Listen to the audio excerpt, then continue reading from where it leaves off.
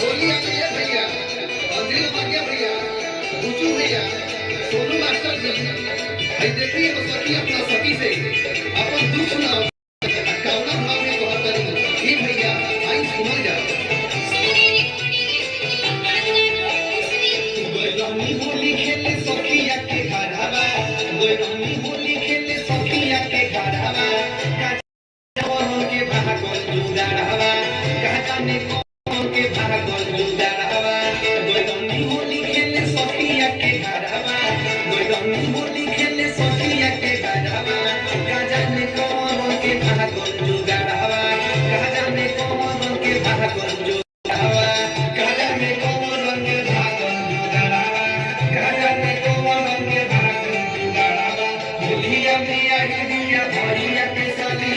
होलिया में आई दिया भैया के साली, ये करो सगुनाली, ये करो सगुनाली, ये करो सगुनाली, ये करो सगुनाली।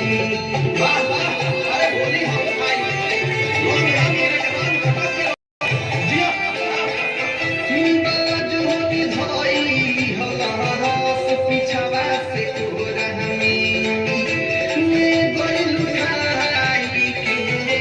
हम के असोरा हमी ये सखी का कही हो मन जवान होता सखी हो बाज होली धोई होला रस पिछवा से कोरा हमी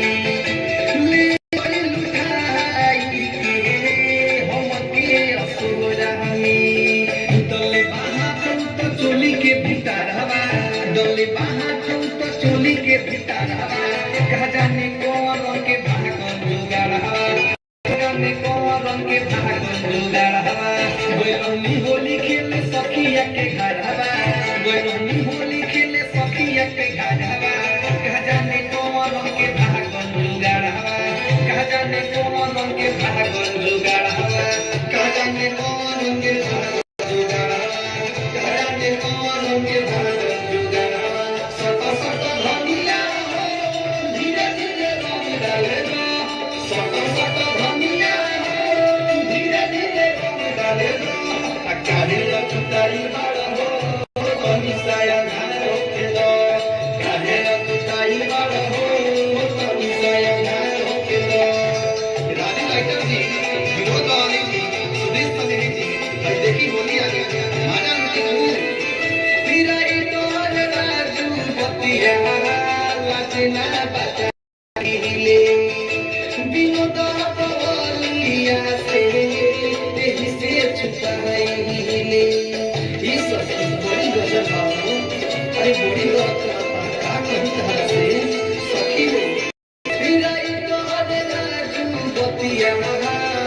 ना पता